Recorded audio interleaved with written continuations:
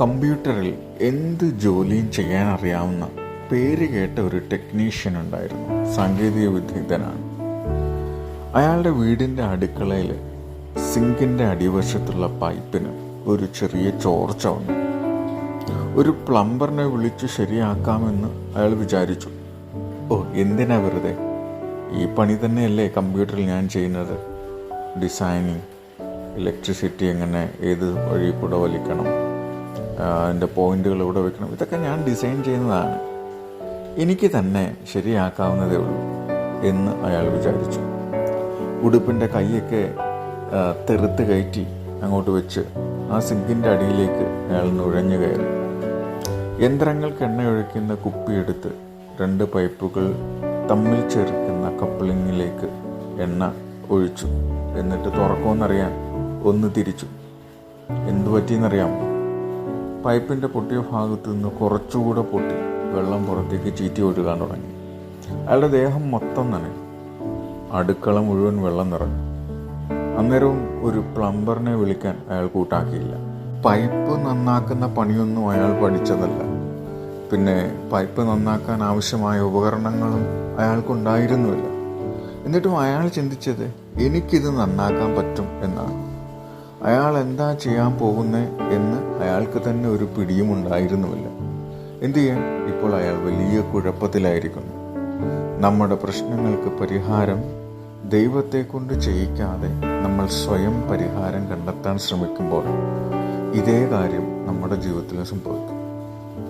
നമുക്ക് വളരാൻ എന്തൊക്കെ ആവശ്യമാണെന്ന് ദൈവത്തിന് മാത്രമേ അറിയാൻ പാടുള്ളൂ. കാരണം അവൻ സർവശക്തനാണ്, സർവജ്ഞാനിയാണ്. ഈ കാലഘട്ടത്തിലെ ഓരോ പ്രതിസന്ധികളെ അതിജീവിക്കാൻ ദൈവത്തിന് നമ്മളെ സഹായിക്കാൻ പറ്റും.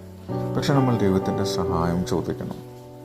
പലപ്പോഴും നമ്മുടെ പ്രശ്നങ്ങൾക്ക് പരിഹാരം കാണാൻ നാം സ്വയം ചെയ്യാൻ ശ്രമിക്കുമ്പോഴാണ് നമുക്ക് തെറ്റ് പറ്റുന്നത്. അതൊരു വലിയ തെറ്റ് തന്നെയാണ്. രക്ഷ നമുക്ക് സ്വയം നേടിയെടുക്കാൻ കഴിയുന്ന ഒന്നാണോ? നാം സ്വയം എല്ലാം പരിഹരിക്കാൻ ശ്രമിക്കുന്നത് വലിയ കുഴപ്പത്തിലേക്ക് നമ്മെ കൊണ്ടെത്തിക്കും. നമ്മുടെ തെറ്റുകൾ ദൈവം ശരിയാക്കട്ടെ. നമ്മുടെ കുഴപ്പങ്ങൾ തെറ്റുകൂടാതെ ശരിയായി ചെയ്യാൻ ദൈവത്തിന് മാത്രമേ അറിയാവൂ. ചില ആട്ടുംകുട്ടികൾ എങ്ങനെയാണ്? തുള്ളിച്ചാടി ഇങ്ങനെ നടക്കും, കയറ് കുരുങ്ങും. അപ്പോൾ രക്ഷപ്പെടാൻ വേണ്ടി വീണ്ടും തുള്ളിച്ചാടി കറങ്ങും. അവസാനം കയറ് കുരുങ്ങി കഴുത്തിറുകി കണ്ണു തള്ളി നിലവിളിക്കും. പക്ഷേ നമ്മുടെ ജീവിതത്തിലെ പ്രശ്നങ്ങൾക്ക് പരിഹാരം കാണാൻ നമുക്ക് ദൈവത്തോട് ചോദിക്കാം. അതെന്ത് പ്രശ്നമാകട്ടെ, സാമ്പത്തിക പ്രശ്നമോ റിലേഷൻഷിപ്പ് പ്രോബ്ലമോ എന്തായാലും.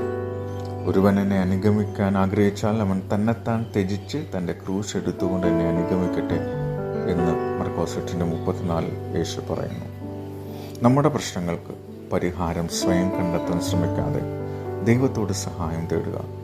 യാതൊരു കുഴപ്പവുമില്ലാതെ, ആർക്കും വേദനിക്കാതെ, ആർക്കും ഒന്നും നഷ്ടപ്പെടാതെ നിങ്ങളുടെ പ്രശ്നങ്ങൾക്ക് ഒരു പരിഹാരം നൽകാൻ ദൈവത്തിന് കഴിയും. ഇന്ന് നമ്മുടെ പ്രശ്നങ്ങൾക്ക് പരിഹാരം കാണാൻ ദൈവത്തോട് പരിഹാരം ചോദിക്കാമോ? ദൈവം നമ്മളെ ഓരോരുത്തരെയും അനുഗ്രഹിക്കട്ടെ. ഞങ്ങളോട് സംസാരിക്കുക, നിങ്ങളുടെ അഭിപ്രായങ്ങൾ അറിയിക്കുക.